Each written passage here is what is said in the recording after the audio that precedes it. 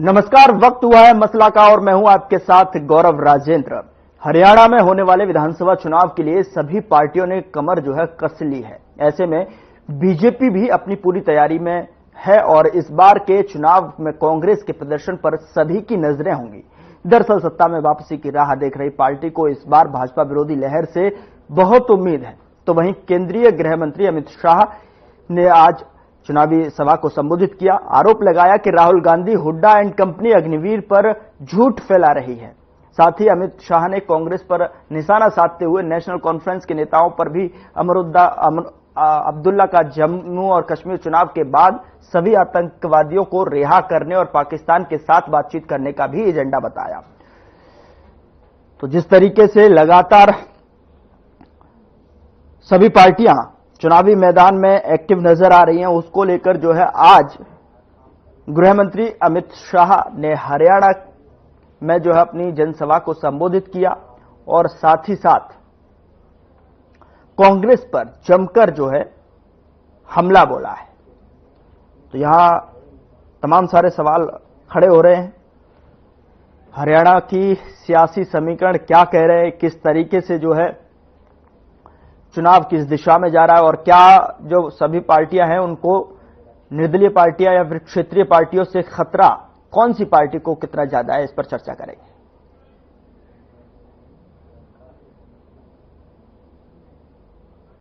एक योजना लेकर आए हैं अग्निवीर की, ये कांग्रेस वाले और विशेषकर राहुल बाबा राजनीति कर रहे हैं।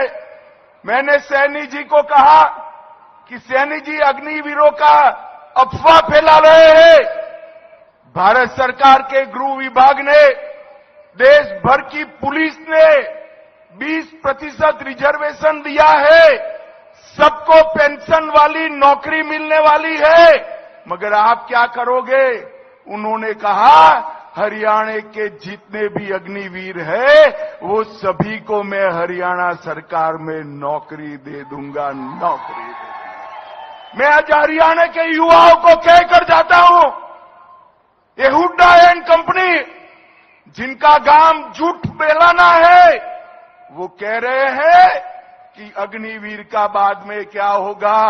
मैं जो बोलता हूं वो करता हूं और मोदी जी जो इशारा करते हैं वो भी हो जाता है। मैं आज कहकर जाता हूं, हरियाणा के एक भी अग्निवीर को वहां से अगर वापस आना पड़ता है तो नौकरी के बगैर का नहीं रहेगा। इसकी जिम्मेदारी भारतीय जनता पार्टी की है। इसको अंबाला के अंदर बड़ा कार्यक्रम किया था। जिन परिवारों की इनकम 1 लाख रुपए से कम है, ऐसे 23 लाख परिवार हरियाणा प्रदेश के 84 लाख लोगों को उन्होंने कहीं बाजार में सामान लेने के लिए जाना है, अगर कोई बीमार हो जाता है, दवाई लेने के लिए हॉस्पिटल जाना पड़ता है, कहीं रिश्तेदारी में जाना पड़ता है, हमने वो गोल्डन कार्ड, हैप्पी कार्ड दिया है और ये निर्णय किया है कि हमारा कोई भी भाई जिसकी इनकम 1,80,000 रुपए से कम है, अगर वो हरियाणा रोडवेज की बस में सर्विस करेगा, उसको 1 साल में 1,000 किलोमीटर तक कोई पैसा देने की जरूरत नहीं है। भाइयों, फ्री में वो सर्विस का वहां पर उस योजना का लाभ उठा रहा है। हमारा श्रमिक भाई वोट दे देता था, परंतु जब नौकरी की बात आती थी चक्कर काटता था, नौकरी नहीं मिलती थी। आज बिना पर्ची बिना खर्ची के आज हरियाणा के गरीब परिवार के बेटे को भी भाइयों नौकरी दी जा रही है। कि किस तरीके से ताल ठोकते हुए सीएम सैनी और अमित शाह गृह मंत्री आपने हरियाणा की सरजमी पर में से आप सुना कि किस तरीके से पार्टी लगातार हमलावर दिखाई दे रही है। और ऐसे में कांग्रेस की भी अगर बात की जाए तो कांग्रेस भी यहां पर पूरी तरीके से चुनावी मोड में एक्टिव नजर आ रही है।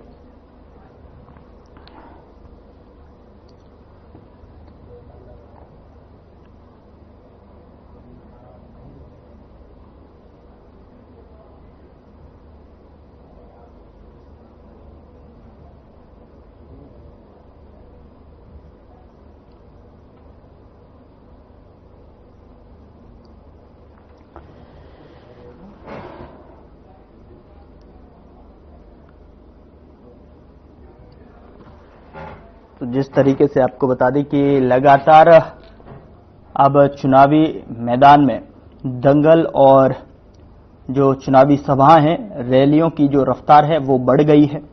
सभी पार्टियां अपनी अपनी तरफ से कोई भी कोर कसर यहां पर छोड़ना नहीं चाहती हैं।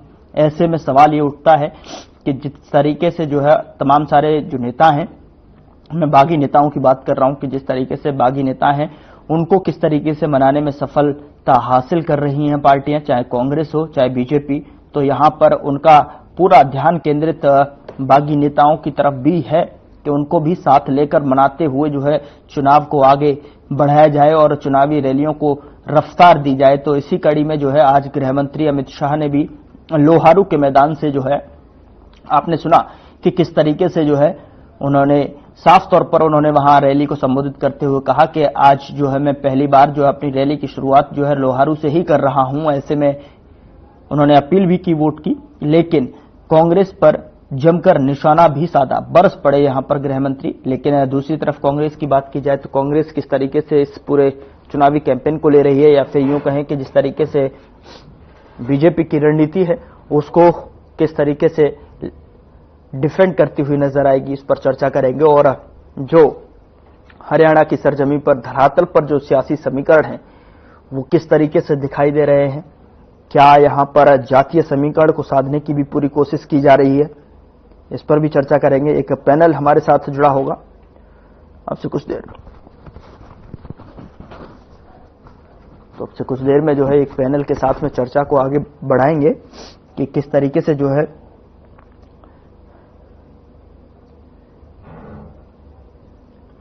मैदान में पार्टियां हैं।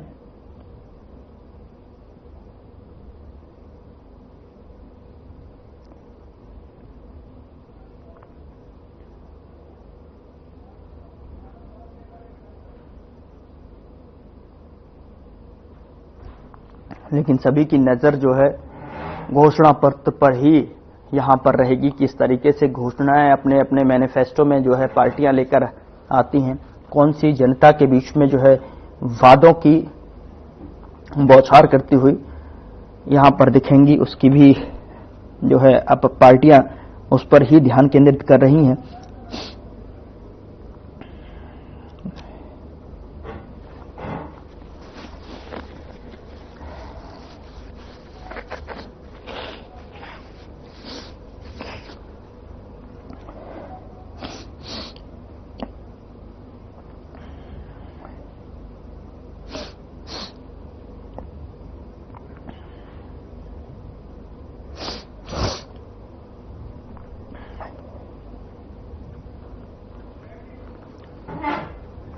तो अब ऐसे में चुनाव के लिए कम वक्त रह गया है और ऐसे में पूरी तरीके से सभी पार्टियां अपनी तरफ से, सभी प्रत्याशी अपनी तरफ से पुरजोर कोशिश करते हुए, दिन रात मेहनत करते हुए जनता के बीच में दिखाई दे रहे हैं। अपने अपने जनसभाओं के माध्यम से जो है अपने क्षेत्र का दौरा करते हुए साफ तौर पर दिखाई दे रहे हैं, चाहे वो कांग्रेस हो, चाहे वो बीजेपी हो, चाहे जेजेपी हो, तमाम सारे वो दल जो हरियाणा की सरजमी पर जो है इस बार दिखाई दे रहे हैं चुनावी मैदान में। तो उनको जो है पूरी तरीके से उम्मीद है कि किस तरीके से जनता जो है यहां उनको अपना मैंडेट चुनती है।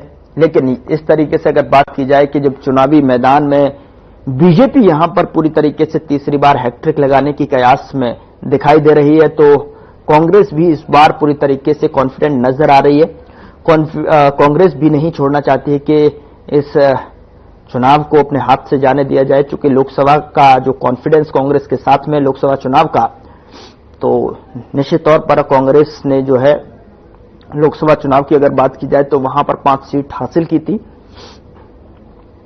और विधानसभा चुनाव में भी अब तक जो बयान सामने आए हैं, कांग्रेस पुरजोर कोशिश के साथ में यहां लड़ती हुई नजर आ रही है।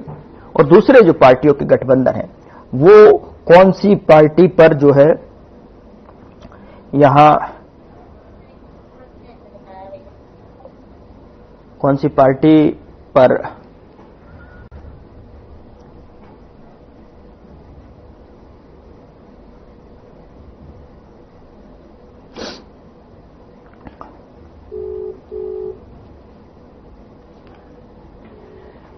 तो हरियाणा में इस बार किसकी सरकार बनेगी, क्या जातीय समीकरण है, कौन से मैनिफेस्टो को लेकर जो है यहां पर पार्टियां सामने आती हुई नजर आएंगी। जैसे कि तमाम जो गठबंधन यहां पर दिखाई दे रहे थे, चाहे मैं जेजेपी की बात करूं, जेजेपी का गठबंधन है, उधर जो है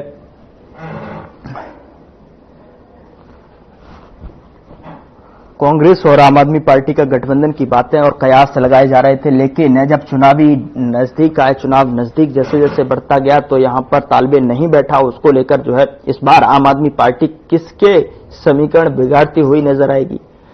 क्या इस बार जो जिस तरीके से अभी जमानत पर वापस बाहर आए हरियाणा दिल्ली के सीएम अरविंद केजरीवाल, क्या मुसीबत कांग्रेस के लिए बनते हुए साफ तौर पर दिखाई देंगे यहां पर?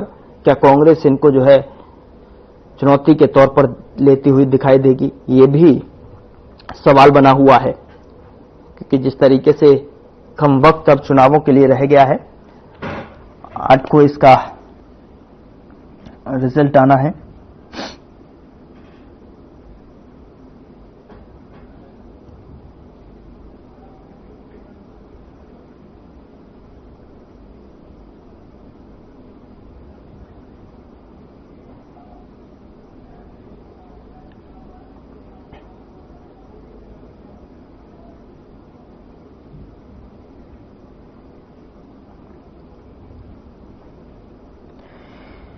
क्या हरियाणा में इस बार तो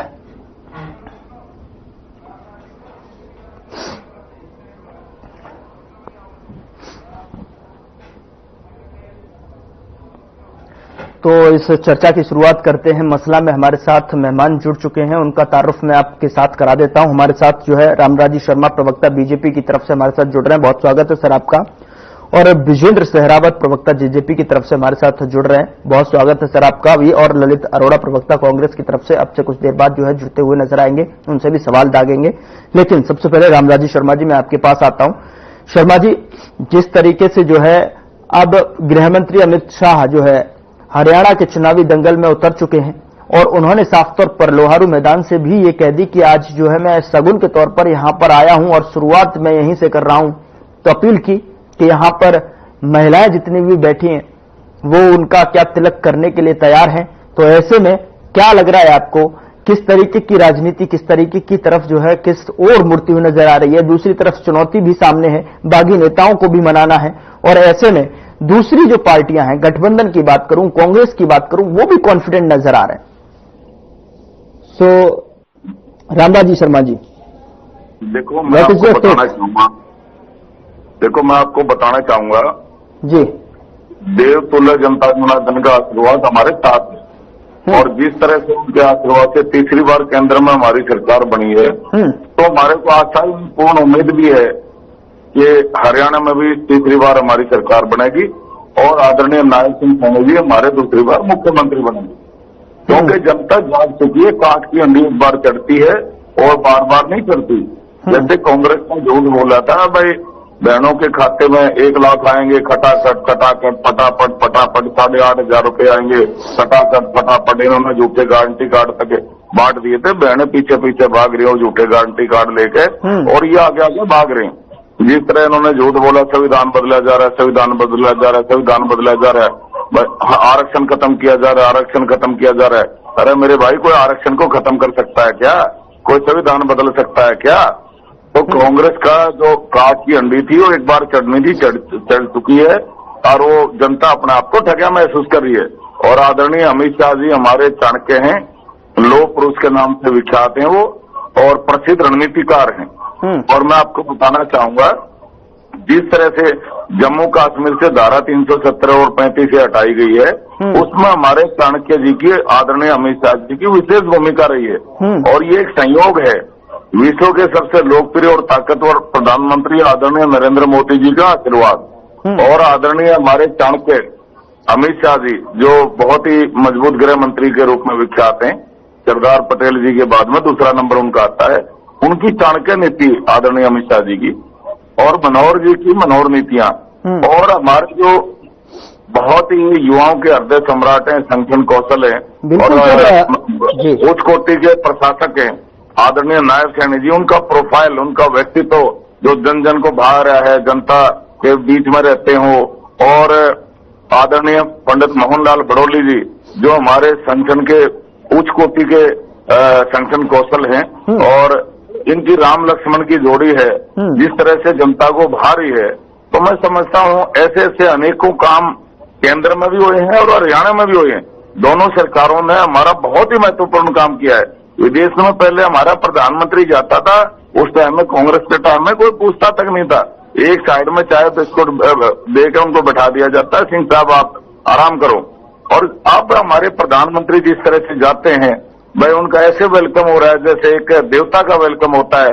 कहीं रशिया का वो प्रधानमंत्री है, कहीं अमेरिका का राष्ट्रपति है। बिल्कुल शर्मा जी, बिल्कुल शर्मा जी, मैं यहाँ पर इंटरेस्ट करना चाहूंगा आपको। जिस तरीके से ये जो भाषण नुमा जो शैली है, भाषण नुमा जो शब्दों का इस्तेमाल चयन आप करते हैं, वो यकीनन मंच से अच्छे लगते हैं, लेकिन जनता के बीच में जाकर किस तरीके से जनता को अपने मैनिफेस्टो, घोषणा पत्र और किस तरीके से कामों को गिनाने की कोशिश करेंगे? क्या रणनीति के साथ में जो है, कौन से समीकरण जो है, क्योंकि चुनाव में बहुत ही कम जो है वक्त यहां पर रह गया है साहब।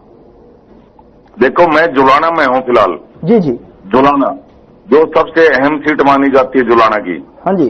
और यहाँ पे जिस तरह से कांग्रेस पार्टी ने एक अंतर्राष्ट्रीय खिलाड़ी हमारी बेटी, उसका सहारा लिया है इन्होंने, तो जिस तरह से ये, क्योंकि डूबते को तिनके का सहारा होता है, कांग्रेस पार्टी कभी तो वहां आम आदमी पार्टी का आगे झोली फैला रही थी, उन्होंने झोली में कुछ डाला नहीं, आम आदमी पार्टी ने ठेंगा दिखा दिया। और जिस तरह से इन्होंने हमारी बेटी का यहाँ जिस तरह से इन्होंने उतारा है एमएलए की सीट दे गए जुलाना से, तो और एक तरफ सैनिक है जिसमें यूक्रेन में से हमारे कोरोना काल में हमारे भारतीयों को लेके आए थे, खुद उन्होंने हवाई जहाज चलाया था, वो हमारे कैप्टन विक्रम योगेश वैरागी जी, हमारे योगेश जी हैं अपना कैप्टन साहब। इस तरह से उन्होंने सेवा करी हमारे देश की, और कोरोना काल में भी उन्होंने बहुत महत्वपूर्ण भूमिका निभाई। और यूक्रेन रशिया का युद्ध चल रहा था, उस टाइम भी उन्होंने ये हमारे छात्रों को यहाँ लाने में अहम भूमिका निभाई। तो एक तरफ हमारे सैनिक हैं, तो जिस तरह से मैं आज कई गांव में गया हूं, जैसे बरा गए थे उनके साथ में, और कई गांव का दौरा किया जुलाने हल्के का, तो जिस तरह से 36 बरादरी का आशीर्वाद योगेश कैप्टन जी को मिल रहा है, योगेश वैरागी जी को, तो मैं समझता हूं ये कांग्रेसी उम्मीदवार तो तीसरे चौथे नंबर पे चला गया। ठीक है सर। और 36 बरादरी का आशीर्वाद मिल रहा है, और निश्चित रूप से जुलाना में कमल चलेगा, और तीसरी बार हमारी सरकार बनेगी, और आदरणीय नायब सैनी जी दूसरी बार हमारे मुख्यमंत्री बनने जा रहे हैं। बिल्कुल बिल्कुल, मैं इसकी प्रतिक्रिया जो है ले लेता हूं। जी जी, ठीक है ठीक है। हमारे साथ ललित अरोड़ा जी भी जुड़ गए। सर स्वागत है सर आपका प्रोग्राम में जो है। Lalit ji, what is your respondent, what is your take? Our stake is 89 seats, and 1 seat with our coalition partner, right? The issue is that this gentleman from the BJP, he doesn't touch any issue which is economic based, which is socially based, which is politically based. He simply give a lecture, Vinesh Fogart, Julana, Captain Falana. The issue is that farmers were beaten on the road. 750 farmers have been killed or have died on the borders. Then Shubhkaran Gill also has died on the border by the rubber bullet and the water cannon and other instruments which they have thrown on him. So, another thing is the PPP. The PPP is because of the wrong data feeded, and people are running pillar to post to get the data corrected. Another thing is that the people, Mr. Huda has said that property ID and PPP we will foreclose all these things. Listen to me, please. The Vridhavastha pension will be 6,000 rupees. Now the issue is okay, but problem is that Lalit, Mr. Lalit, यहाँ पर ये दिक्कत आ रही है सामने कि गृह मंत्री कुछ और कह रहे हैं, जो आप रूमर्स फैला रहे हैं। आज गृह मंत्री ने जिस तरीके से जो है अपनी सभा को संबोधित किया, वो आप पर जो है हमलावर दिखाई दिए। उन्होंने साफ तौर पर कहा हम अग्निवीर योजना को लेकर आए हैं, आप भ्रमित कर रहे हैं। सैनी साहब ने इतने अच्छे काम किए हैं, सरकार में उनको लाने के लिए उन्होंने स्वागत किया है कि जितने भी अग्निवीर आएंगे हमारी जो है सरकार में जो है उनको जॉब दी जाएगी। आप उन पर रूमर्स फैला रहे, तमाम सारे वो चीजें हैं जिस तरीके से जो है बीजेपी जी अपनी रैलियों में जो है बखान कर रही है। जी 5500 लोगों की भर्ती हरियाणा से होती थी पहले, अब वो 900 पे आ गई। 3/4 लोग जो है रिटायर होते जाएंगे और हमारे बच्चे नौकरी न मिलने की वजह से 2 करोड़ रोजगार का वादा किया था इन्होंने। हरियाणा से बच्चे 12-14 लाख बच्चे जो है विदेशों में चले गए हैं। अपराध हरियाणा में बढ़ रहे हैं जिसका कोई हिसाब ही नहीं दे सकते। 2014-22 में 9,817 लोगों की डेथ हुई, मर्डर हुए। 2014-22 में 12,182 महिलाएं दरिंदगी का शिकार हुई। हरियाणा की 8,194 महिलाओं का उत्पीड़न किया गया। 10,202 महिलाओं से यौन हिंसा की गई। 2,20,487 चोरी घटनाएं हुई। क्या कह रहे हैं अमित शाह? अपराध में हम स्टेट एक भी यूनिवर्सिटी लोगों ने नहीं बनाई, पावर प्लांट नहीं लगाया, मेडिकल कॉलेज नहीं लगाया, कोई बड़ा संस्थान स्थापित नहीं हुआ। बीजेपी के घोटाले 10 साल तक जन विरोधी नीतियां बनाते रहे, ये स्कूल बंद कर रहे हैं, आमदनी दुगनी नहीं हुई है। एक और बात मैं कहना चाहूंगा, सुनने 1 मिनट, सिर्फ 10 सेकंड।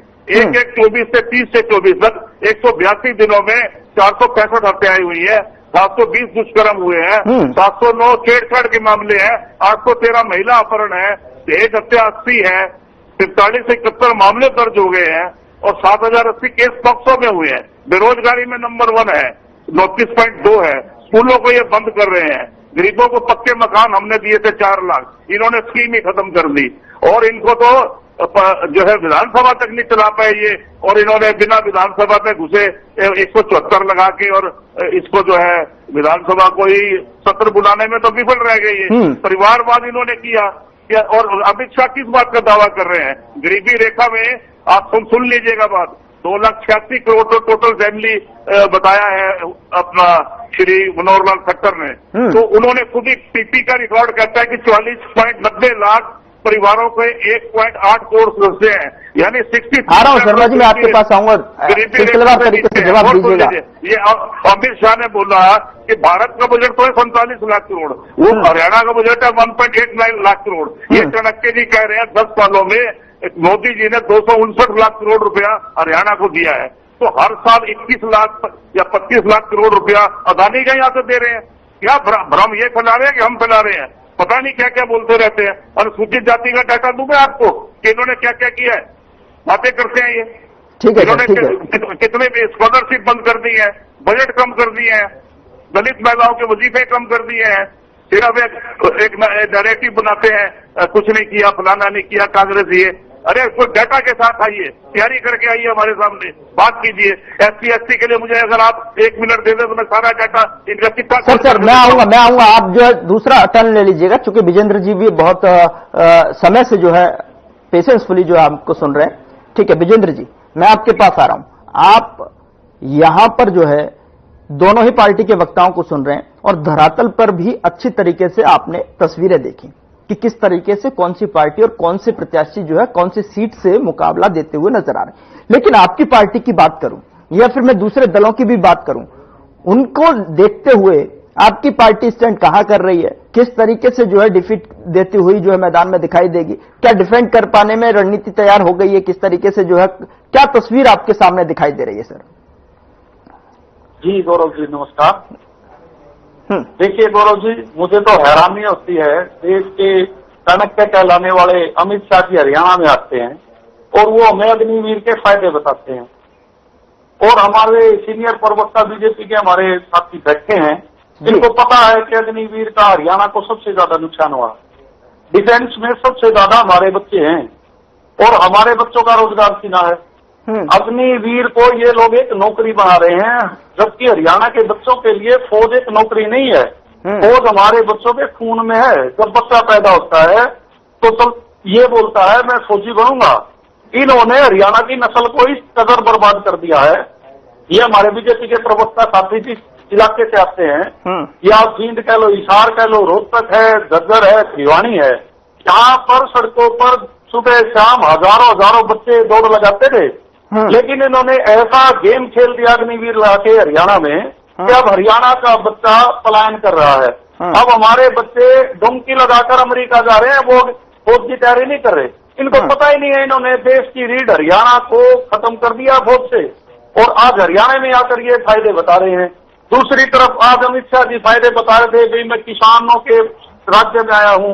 अरे भाई किसान ही थे इस राज्य के, आप तो उनको खालिस्तानी और पाकिस्तानी बताते थे, आज मसीहा कैसे हो गए किसान? ये भ्रमक प्रचार है। अमित शाह जी सोच रहे हैं ये लोगों को बरगलाकर ये अपनी वोट ले लेंगे, लेकिन हरियाणा की जनता कभी माफ नहीं करेगी इन लोगों से। ये जिस तरह सत्ता हथियाना चाहते हैं, आप ये देखो, ये दूसरों के मजाक उड़ाते हैं, बल्कि हरियाणा में बीजेपी एक ऐसी पार्टी है जिन्होंने गुप्त गठबंधन किया है। पहले इन्होंने गोपाल कांडा जी को इनेलो के साथ लगाया। इनेलो में जब से उनकी सेटअप हुई, इनेलो बसपा गोपाल कांडा जी एक हुए, तो इन्होंने सिरसा से अपने घोषित हुए प्रत्याशी का भरे हुए फॉर्म का नॉमिनेशन उठवा दिया। कमाल की बात है भाई, हरियाणा की जनता को आप बेवकूफ समझ रहे हो? अरे आप गुप्त समझौते करते हो, गुप्त काम करते हो, और एक देश का गृह मंत्री कहता है भाई अग्निवीर के बहुत फायदे हैं, मैंने किसानों के लिए वो किया ये किया। अगर आपने किसानों के लिए कुछ किया होता तो आपके सीएम को करनाल छोड़कर लाडवा नहीं जाना पड़ता। आज आप जुलाना की बात कर रहे हैं, बैठ के लाडवा की बात क्यों नहीं कर रहे? आप करनाल की बात क्यों नहीं कर रहे? आप भाग रहे हो मुद्दों से। आप शर्मा जी, मैं आपके पास दोनों का जवाब लेने के लिए आऊंगा। जी जी ठीक है विजेंद्र जी, मैं यहाँ पर एक छोटे से ब्रेक के लिए रुक रहा हूं और ब्रेक के बाद जो है मैं आपसे कंटिन्यू करूंगा, फिर आपका जो प्रतिक्रिया है वो शर्मा जी से लूंगा। लेकिन लगातार जो हरियाणा की सरजमी पर जिस तरीके से सियासी समीकरण चल रहे हैं उस पर किसकी जीत होगी किसकी हार होगी समय बताएगा। लेकिन यहाँ पर मसला में यही कि किस तरीके से जो है चुनावी जंग में अपने अपनी घोषणा पत्र के साथ में पार्टियां आने वाली हैं। एक छोटा सा ब्रेक ले रहा हूं, ब्रेक के उस पार जो है मसला में चर्चा लगातार जारी है।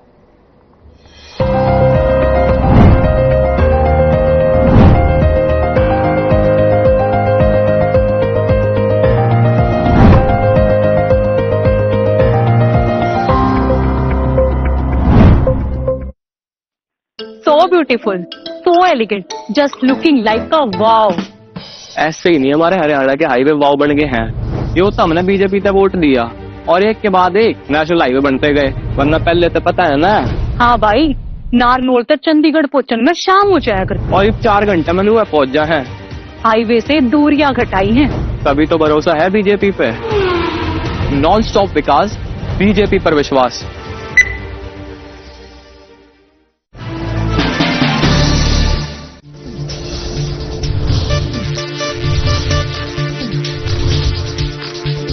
साधना इंस्टीट्यूट के छात्र हर साल नए नए जगहों पर नए नए संस्थानों पर काम करने के लिए जाते हैं, उन्हें प्लेसमेंट मिलता है और साथ ही साथ वो संस्थानों का और साधना इंस्टीट्यूट का नाम भी रोशन करते हैं। तो अगर आप इलेक्ट्रॉनिक मीडिया मास कम्युनिकेशन में अपना करियर बनाना चाहते हैं तो साधना इंस्टीट्यूट आपके लिए एक सबसे बढ़िया विकल्प है। मैं क्या जी सब जानते हैं, जहां दिखे मारियो, अपना समझ के खा लियो। स्वाद से सबको दीवाना कर दे, दीवाना कर दे। पता का चाय, गजब का स्वाद। Through constant innovation, the group provides its clients with value-added, environment-friendly products. We are committed to provide quality products and services at optimum cost with the continuous improvement in the quality management system. Producing high-value paper, making us India's largest producer of branded papers, fine papers and packaging broad segments. Focused on customers in all our operations. Hence, extensive investments are made towards people and people practices. KRPL world's leading eco-friendly paper from agro residue. स्वाद से सबको दीवाना कर दे, दीवाना कर दे। पता का चाय, गजब का स्वाद। मुझे लेफ्ट ले। हाँ हाँ भाई। सत श्री अकाल जी। फिर जी तू जानता ही नहीं? हमारी तो पुरानी फ्रेंडशिप है जी।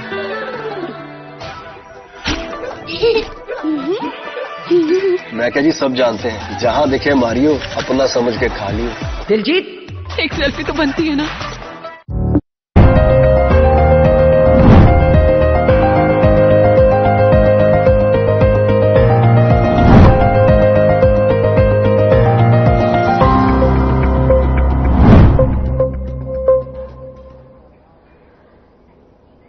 तो हरियाणा में चुनावी दंगल लगातार जारी है और प्रत्याशियों के बीच में महामुकाबला भी यहां पर होता हुआ साफ तौर पर दिखाई दे रहा है। आज के मसला में हम चर्चा कर रहे हैं कि किस तरीके से सियासी समीकरण जो है बनते हुए नजर आ रहे हैं। इस बीच जो है हमारे साथ एक पैनल जुड़ा हुआ है और ब्रेक से पहले जो है वीरेंद्र जी मैं आपके पास था, आपने जिस तरीके से जिक्र किया उस बात को पहले तो आप कंप्लीट कीजिए, उसके बाद जो है मैं रामराजी शर्मा जी के पास उनका जवाब टटोलने की कोशिश करूंगा। जी जी नहीं, आप शर्मा जी से जवाब ले लीजिए, अगर ये सही जवाब दे पाए तो। ठीक है, जवाब तो मैं लूंगा, लेकिन जब आप पार्टी के साथ में थे साहब, तब आपने क्या सवाल उठाए थे? नहीं, बिल्कुल उठाए थे, हमने अग्निवीर पर भी सवाल उठाए थे। नहीं, वो तो यहाँ तो सर नहीं हुए। यहाँ तो मुझे एक ही बात याद आ रही है, मीठा मीठा गप गप और कड़वा कड़वा थू थू। अब जब आप अलग हो गए हो तो थू थू नहीं, आप जब आप साथ में थे तो जो है अच्छी बात है। सकता हूँ, रिकॉर्ड दिखा सकता हूँ। ठीक है, हमने पहले भी इसका विरोध किया था। हाँ। हम अग्निवीर के पक्ष में थे ही नहीं पहले भी। ठीक है, Sharma ji over to you. जिस तरीके से कांग्रेस और जेजेपी भी, यहाँ जेजेपी गठबंधन के साथ में है, कांग्रेस अकेले जो है चुनावी मैदान में है और कांग्रेस का कॉन्फिडेंस जो है हाई लेवल पर है, हायर लेवल पर कह सकते हैं। ललित जी ने भी तमाम सारे जो है आरोप आप पर लगाए और तमाम सारी स्पष्टता के साथ में टिप्पणी की। शर्मा जी आप क्या कहेंगे? देखो, मैं आपको बताना चाहूंगा, अगर कोई झूठ बोलने में अवार्ड मिलता हो ना, झूठ बोलने में, तो कांग्रेस पार्टी एक नंबर की झूठ बोलने में माहिर आजकल है। और जिस तरह से इन्होंने झूठ बोल के ये 4-5 सीटें हथियाई, 5 सीटें, तो मैं समझता हूं जिस तरह से इन्होंने झूठ बोला संविधान बदला जा रहा है, इन्होंने झूठ बोला आरक्षण खत्म किया जा रहा है, इन्होंने झूठ बोला बहनों के खाते में 1 लाख रुपए आ जाएंगे, 8,500 रुपए महीना आ जाएंगे, ये सारी झूठ थी। और ये काट की हंडी एक बार चलती है, बार बार नहीं। इनकी झूठ का पर्दाफाश हो गया, जनता जाग चुकी है, जनता अपने आप को ठगा महसूस कर रही है। कांग्रेस प्रवक्ता ने दलितों के बारे में कहा, ओबीसी समाज और दलित समाज के बारे में, इनको शर्म आनी चाहिए दलित के बारे में। ये ऐसे है, ये दलित हितैषी होने का ये नौटंकी करते हैं। जिस तरह से इनके टाइम में दलितों को उजाड़ा गया, याद करो, याद करो मृतपुर कांड, याद करो गोहाना कांड। और एक दलित की बेटी, हमारे यहाँ भी एक दलित के बेटे ने इच्छा जाहिर करी थी, मैं एमएलए का चुनाव लड़ूंगा। वो एमपी राज्यसभा है, एमपी राज्यसभा एम पोस्ट होती है। हमने उनकी इच्छा का सम्मान किया। आज वो हमारा एमएलए कैंडिडेट है, कृष्ण पवार जी, इसराना हल्के से। और एक दलित की बेटी जो केंद्र में मंत्री रह चुकी है, 4-5 बार सांसद रह चुकी है, उनके फादर भी केंद्र में मंत्री रह चुके हैं और वो इनकी पार्टी की सबसे वरिष्ठ नेताओं में भी शामिल है, महिला है और दलित की बेटी है। और उन्होंने भी इच्छा जाहिर करी कि मैं एमएलए का चुनाव लड़ना चाहती हूं। तो इन्होंने, क्योंकि ये तो दलित समाज के, एससी-बीसी समाज के घोर विरोधी हैं, तो इन्होंने उनकी इच्छा का सम्मान नहीं किया बेटी का। और जिस तरह से इन्होंने महिला का और दलितों का अपमान किया है, तो वो अपने आप में दलित समाज में बहुत भारी रोष है। और इन दिन को चुनाव में आटे दाल का भाव मालूम पड़ जाएगा, आटे दाल के भाव का। ये अपना आप में दलित हितैषी होने का नौटंकी कर रहे हैं ना, तो अभी समाज बताएगा। जिस तरह से हमने आज हरियाणा बने 58 साल हो गए, हमने ओबीसी समाज से सीएम बनाया। ये कांग्रेस प्रवक्ता हमारे भाई बैठे हैं, ये बताएं इन्होंने जी लॉ एंड ऑर्डर का उन्होंने जिक्र किया है साहब। कोई बात नहीं, लॉ एंड ऑर्डर पर भी आऊंगा मैं। हाँ। जो जिस तरह से इन्होंने एससी-बीसी समाज का तिरस्कार किया, आज हरियाणा बने 58 साल हो गए, इन्होंने क्यों नहीं एससी-बीसी समाज का सीएम बनाया? किसने रोका था? और इन्होंने डिक्लेयर भी नहीं किया। तो इससे ये साफ साफ जाहिर होता है ये एससी-बीसी समाज के घोर विरोधी हैं। और लॉ एंड ऑर्डर की बात करते हैं, इनको शर्म आनी चाहिए। इनके टाइम में एक दलित की बेटी को और एक दलित को मृतपुर कांड में जीता जला दिया था। और गोहाना कांड याद करो, मृतपुर कांड याद करो, और अपने आप में दलित हितैषी होने का नौटंकी कर रहे हैं। जनता जाग चुकी है, जनता आपको देख रही है। और जिस तरह से ये इस तरह से कर रहे हैं, भाई ये 5 सीटें वाला इन्होंने झूठ बोल कर लिया, तो जनता में बहुत बड़ी रिएक्शन है। और जिस तरह से आरक्षण खत्म करने का राहुल गांधी वहां विदेश में जाके आरक्षण खत्म करने का ये कह रहे हैं, अगर आरक्षण खत्म करेंगे, आरक्षण खत्म करेंगे, ये अपना आप में उनके मुंह से बिल्कुल स्पष्ट हो गया है। और ये आरक्षण विरोधी हैं, ये दलित विरोधी हैं, और ये कह रहे हैं अपना आप में महिलाओं का लॉ एंड ऑर्डर की बात करते हैं। अरे एक 14 साल की महिला, एक 14 साल की बेटी हमारी, 14 साल की हमारी बिटिया, उससे सामूहिक बलात्कार हुआ। कहां पे? अयोध्या में उससे बलात्कार हुआ। और बलात्कारी कौन? इनके सहयोगी दल का जिलाध्यक्ष से, और इन्होंने एक शब्द भी नहीं बोला। इनको शर्म आनी चाहिए। वो डॉक्टर बिटिया है जो कलकत्ता में जो उसके साथ में जिन्होंने हरकत करी, एक शब्द कांग्रेस पार्टी ने नहीं बोला। अच्छा होता, अच्छा होता जी जी आ रहा हूं, ललित जी मैं आपके पास आ रहा हूँ। अच्छा होता उस परिवार का पुत्र है।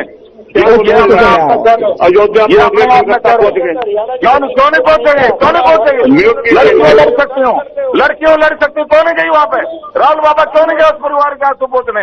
अपना आप में दलित होने का नौटंकी कर रहे हैं आप, और जिस तरह किसान हितैषी होने का ये नौटंकी कर रहे हैं। सस्ते भाव में किसान की जमीन सेक्शन 4 का नोटिस समाया, सस्ते भाव में जमीन हड़पी और महंगे भाव में बिल्डरों को बेच दी। ठीक है इनको शर्म आनी चाहिए। उस टाइम में किसान की उपज का क्या भाव था, आज क्या भाव है उसी अंश से। ठीक है ललित जी के पास जा रहा हूँ। ठीक है सर, ठीक है आपने बोल लिया, लेकिन विजेंद्र जी भी प्रवक्ता के लायक है। सारा दिन झूठ बुलाना इनका। एक बात बताओ, इन्होंने 18 इनकी स्टेट है जहां इनका राज है, ये बताएं कौन सी स्टेट में मुख्यमंत्री बना दिया दलित? बकवासबाजी सारा दिन करनी है। आगे सुनिए। क्यों नहीं बना? आपने बना दिया 18 स्टेट में। 18 स्टेट में कौन सा मुख्यमंत्री दलित है? कौन सा मुख्यमंत्री दलित है?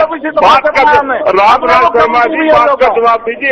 कौन सा मुख्यमंत्री बनाया आपने? हरियाणा में मुख्यमंत्री नहीं बनाया आपने? बनाया 18 स्टेट में हमारी पार्टी। इन्होंने देखो पिछड़े को पीछे छोड़ा, SC ST OBC नाता तोड़ा, SC ST योजना बजट में वंचित वर्ग की, चुप रहिए, मैं आप मेरे को बोलने दीजिए। वंचित वर्ग की हिस्सेदारी खत्म कर दी गई। SC ST OBC आरक्षण पर लगातार हमला हो रहा है। कभी बीजेपी RSS के नेता आरक्षण के खिलाफ बयान देते हैं, इनके बयान सुनिए। अगली बात सुनिए, इन्होंने क्या किया है कि साझा साजिश इन्होंने क्या किया, सार्वजनिक क्षेत्र के उपक्रमों को, PSU को ये बेचना चाह रहे हैं। और केंद्रीय सार्वजनिक क्षेत्र में उन दिनों में हमारे 1,48,600 अनुसूचित जाति के पद है, 89,945 आदिवासियों के पद है, 1,92,667 अन्य पिछड़ा वर्ग के हैं। जब ये उनको बेचने पर लग गए, 4,31,216 नौकरियां और संवैधानिक प्रावधानों को खत्म कर रहे हैं। 18 राज्यों में एक भी दलित मुख्यमंत्री नहीं है। केंद्र सरकार में सचिव स्तर पर दलितों और आदिवासियों की संख्या नगण्य है। युक्त सचिव और अपर सचिव की नियुक्ति में निजी क्षेत्र से लेटरल एंट्री करके भर्ती कर रहे हैं। SC ST प्री मैट्रिक छात्रवृत्ति योजना का बजट 725 करोड़ रुपए इन्होंने से 40% घटाकर 500 करोड़ कर दिया।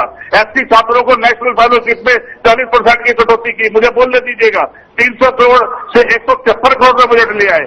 अनुसूचित जाति के छात्रों की उच्च शिक्षा के लिए इसका बजट 450 करोड़ कर दिया गया है। आदिवासी छात्रों के लिए पोस्ट मैट्रिक छात्र योजना का बजट 1993 से 1965 कर दिया है।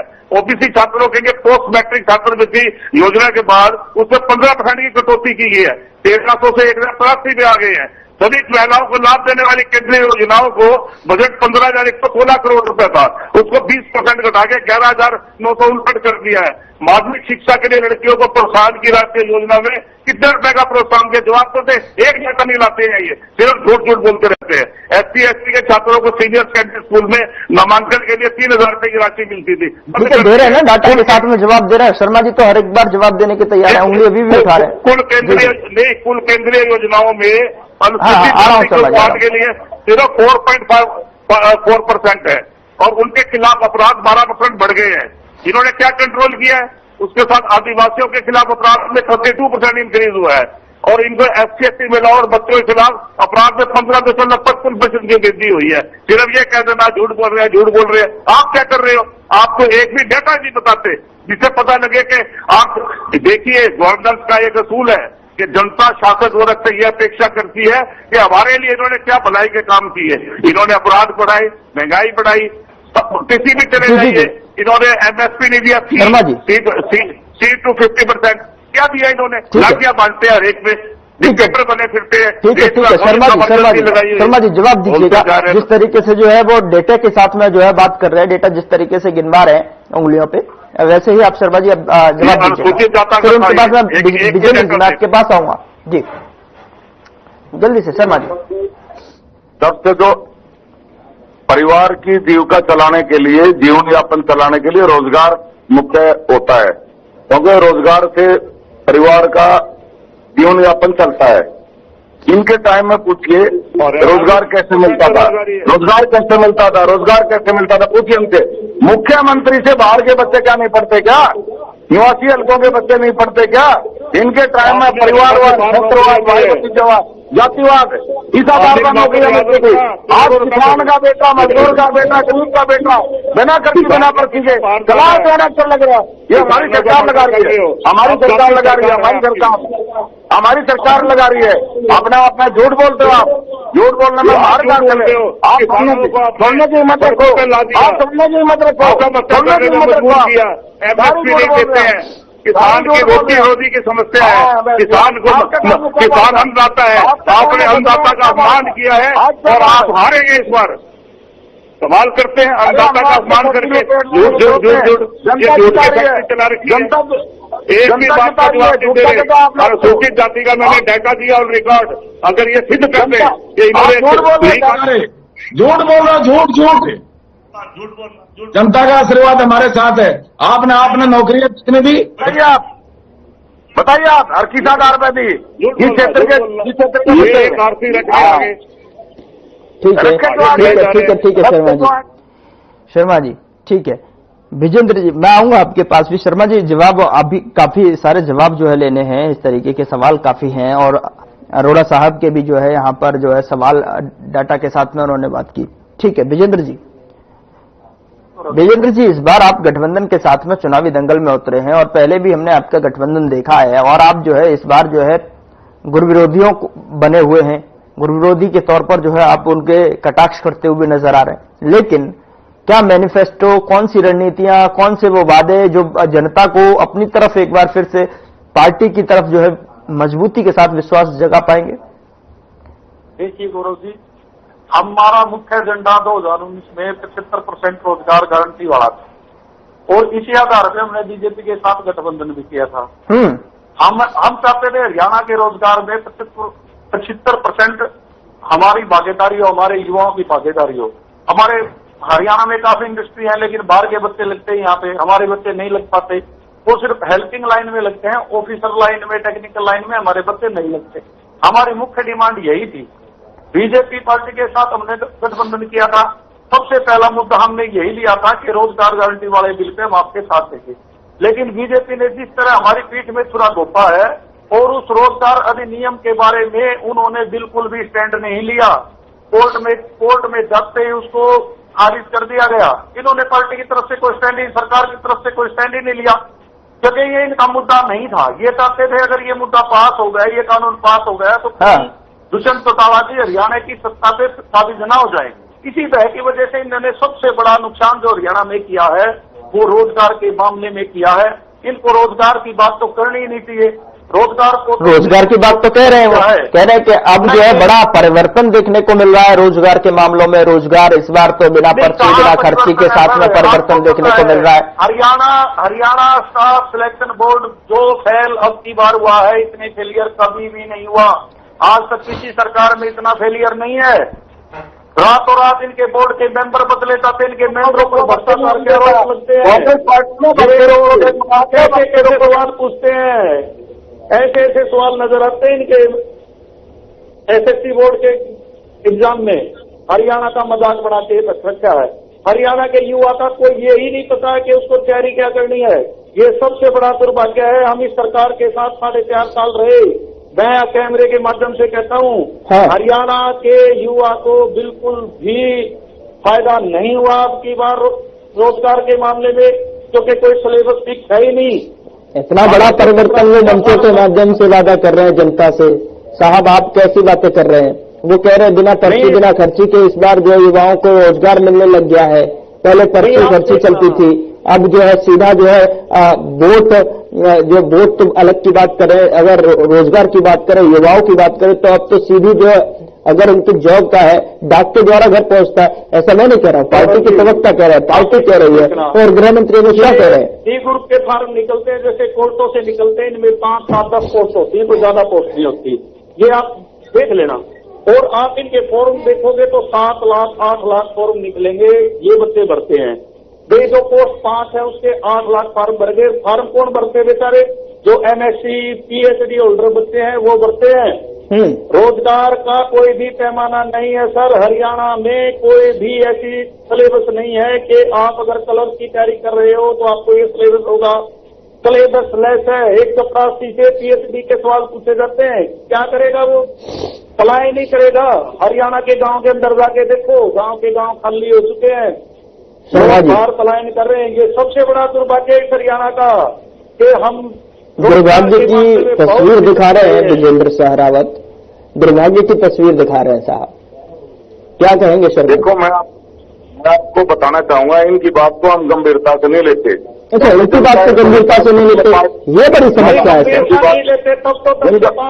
जब आपके साथ में थे तो गंभीरता से लेते थे या तब भी नहीं लेते थे? शर्मा जी एक सवाल मेरा सर विजेंद्र जी प्लीज, आपसे सवाल ले लिया, ठीक है, मैं आपके पास आऊंगा, समय दूंगा। शर्मा जी आपने कहा, शर्मा जी मेरी आवाज सुन रहे हैं आप? हाँ, आ रहा हूं मैं शर्मा जी, मैं आप ही के पास आ रहा हूं, लेकिन एक सवाल मेरा यहां पर है। जब आपने कहा कि इनकी बात को हम गंभीरता से नहीं लेते, तो साहब जब आपके साथ में थे तो तब भी क्या आपने इनको गंभीरता से नहीं लिया, या फिर अब जब नहीं लिया तभी वो अलग हो गए? आपने अभी कहा कि हम इनको गंभीरता से, इनकी बातों को गंभीरता से नहीं लेते हैं। देखो, हमारा और इनका चुनावी गठजोड़ नहीं था, हमारा और इनका सरकार चलाने का समझौता था। ये सबसे पहले हमने टीवी चैनल पर ही बात कही थी। हाँ। दूसरा, हम गंभीरता वाली जहां तक बात है, वोट और परसेंटेज एमपी चुनाव में इनका कितना आया है वो सबको पता है। पार्टी इनकी टूट चुकी है, सारे एमएलए छोड़ के भाग चुके हैं और माँ बेटा ही पार्टी में रह चुके हैं, और एक हमारे जुलाने वाला विधायक है डांडा। अच्छा, दूसरा मैं आपको बताऊं, मैंने आपको बताया था रोजगार का जो मैटर था, हमने, हमारी सरकार एक ऐसी सरकार है जिसने मेरिट चलाई। आज से हमारी सरकार से पहले जितने भी मुख्यमंत्री हुए हैं, इनके तो आका की भर्ती घोटाले में सजा हो चुकी है। ये जो अभी आपके सामने बोल रहे थे, भर्ती घोटाले में सजा हो चुकी है इनके आका की, और इनकी ज्वाइंट जो पार्टी थी उनके मुखिया की सजा हो चुकी है भर्ती घोटाले में। ये क्या बात करेंगे भर्ती की? दूसरा मैं आपको बताना चाहूंगा, जो सबसे अहम मुद्दा है ना, सबसे अहम मुद्दा वो है रोजगार का। हाँ। हमारी सरकार ने मेरिट के आधार पर नौकरियां दी और बिना खर्ची बिना पर्ची के नौकरियां दी, और जो किसी कारण हम नहीं दे पाए, कांग्रेस पार्टी ने एक भर्ती रोको गैंग बना रखा है। भर्ती रोको गैंग, वो भर्ती रोको गैंग क्या करता, अभी भी हमारी 24,000 की लिस्ट तैयार थी, लेकिन भर्ती रोको गैंग ने चुनाव आयोग में जाके शिकायत कर दी। चलो बाद में लिस्ट आउट हो जाएगी, सरकार भगवान की कृपा से हमारी आएगी। और वो जो भी भर्ती होती थी वो जाकर हाईकोर्ट से स्टे ले लेते थे, वो उसमें कोर्ट में पहुंच जाते, जाके स्टे ले लेते। फिर भी हमने और सरकारों से ज्यादा मेरिट के आधार पर भर्तियां करी, और जो इनके टाइम में, कांग्रेस के टाइम में, इनके टाइम में ठेकेदारी प्रथा होती थी। ठेकेदार क्या, ये मुख्यमंत्री क्या करता, हर डिपार्टमेंट में अपने ठेकेदार अपॉइंट कर देता था, और ठेकेदार पैसे लेकर भर्ती करता था लड़के।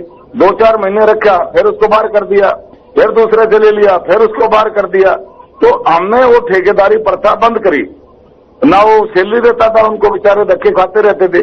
हमने वो ठेकेदारी प्रथा बंद करी, हमने कौशल रोजगार निगम बनाया, और उसके अंदर उन बच्चों को रिटायरमेंट तक रोजगार की गारंटी दी। ये हमारी सरकार ने किया। और आज किसी गांव में भी आप जाके देखिए, मैं भी ग्रामीण अंचल से संबंध रखता हूं, किसी गांव के 5 बच्चे लग रहे हैं, किसी गांव के 10 लग रहे हैं, किसी गांव के 50 लग रहे हैं। अरे कहीं ना कहीं के बच्चे सबके पूरा हरियाणा से लगे, तो हमने मेरिट चलाया। पहले तो भर्तियां मुख्यमंत्री अपने क्षेत्र के लगातार, समय बहुत कम निवासी रह गया सर, समय आगे पाबंदी है समय की मेरे पास जो है, लेकिन एक फाइनल कम शब्दों में लेना चाहूंगा। जिस तरीके से आपने गंभीरता की बात विषय को आगे किया, गंभीरता से नहीं लेते आप, ठीक है, जेजेपी को शायद गंभीरता से नहीं लेते, गंभीरता से लिया होता तो साथ होते आपके, ठीक है, कोई दिक्कत नहीं। लेकिन गंभीरता से आप किसे लेते हैं, कांग्रेस, जेजेपी या फिर अन्य दूसरी पार्टियां गंभीरता से ले रहे हैं? सर मेरा छोटा सा जवाब दे दीजिए इस छोटे से। देखो, हमारा देव तुल्य जनता जनार्दन का आशीर्वाद हमारे साथ है। गंभीरता आप किसे ले रहे हैं, गंभीरता से किसे ले रहे हैं? चुनाव में किसे आप टक्कर समझ रहे हैं, चुनौती किसे समझ रहे हैं सर? हमारे किसी से भी टक्कर नहीं, हमारा तो एक तरफा है। ठीक है, एक तरफा, एक तरफा। पिछली बार, हाँ बिल्कुल एक तरफा। ठीक है, ललित जी ये आपस में लड़ रहे हैं। कम शब्दों में प्लीज, मैं आपका रिएक्शन चाहूँ। देखिए, एक मैं आर्थिक सवाल कर रहा हूँ। हमारे हरियाणा पे ऊपर 4,51,368 करोड़ का कर्जा है, हाँ या ना? दूसरी चीज, क्या ये सच्चाई नहीं छुपा रहे? 2024-25 के लिए सरकार ने 67,100, सुनिए पहले बात। जी जल्दी थोड़ा सा सर, समय की पाबंदी है मेरे पास, जल्दी कम शब्द में प्लीज रिक्वेस्ट सर। 67,163 करोड़ का कर्ज लेने की बात की, और पिछले कर्ज के भुगतान में 64,280 करोड़ देने हैं, यानी 95%, 7% तो खर्च हो जाएगा। तो बजट में से 55,420 करोड़ के भूमिगत निर्माण भी होगा। इनका प्रस्ताव है, प्रपोजल है। यदि इसमें से कर्ज की किस्त और ब्याज घटा दे तो सरकार के पास 16,280 करोड़ रुपए सिर्फ बचते हैं। कहां पे ये बजट के खोखली ये घोषणाएं करने को उतारू? ठीक है सर, ठीक है नहीं। 16,000 में से क्या करेंगे? 10 सेकंड में आप जो जवाब दे दीजिए, क्योंकि उन्होंने कहा आपको गंभीरता से नहीं लेते, और मुझे लगता है मैंने जब सवाल किया उन्होंने कहा कि हमारे सामने तो कोई भी पार्टी इस मैदान में दिखाई नहीं दे रही है, हम तो निडरता के साथ में अकेले चल रहे हैं। साहब बताइए, 10 सेकंड ऑनली जी। बीजेपी वाले रोजगार के मामले को, स्वास्थ्य के मामले को गंभीरता से नहीं लेते, ये इनका सही कहना है। ये इनका चलिए, इनके लिए मुद्दे नहीं है, इनके लिए मुद्दे भारत, पाकिस्तान, चीन, ठीक है सर, ठीक है सर, बहुत बहुत शुक्रिया आप सभी मेहमानों का हमारे साथ चर्चा का हिस्सा बनने के लिए, मसला में समय देने के लिए, बातचीत करने के लिए। हरियाणा की किस तरीके से धरातल परिस्थिति बन रही है, कौन किसको डिफेंड करता हुआ नजर आ रहा है, और किसको जो है इस बार जो है कुर्सी यहां पर जनता अपने हाथों से सौंपती हुई नजर आएगी, वो कुछ दिन बाद जो है तस्वीर इसकी स्पष्ट हो जाएगी। फिलहाल मसला में इतना ही, नमस्कार।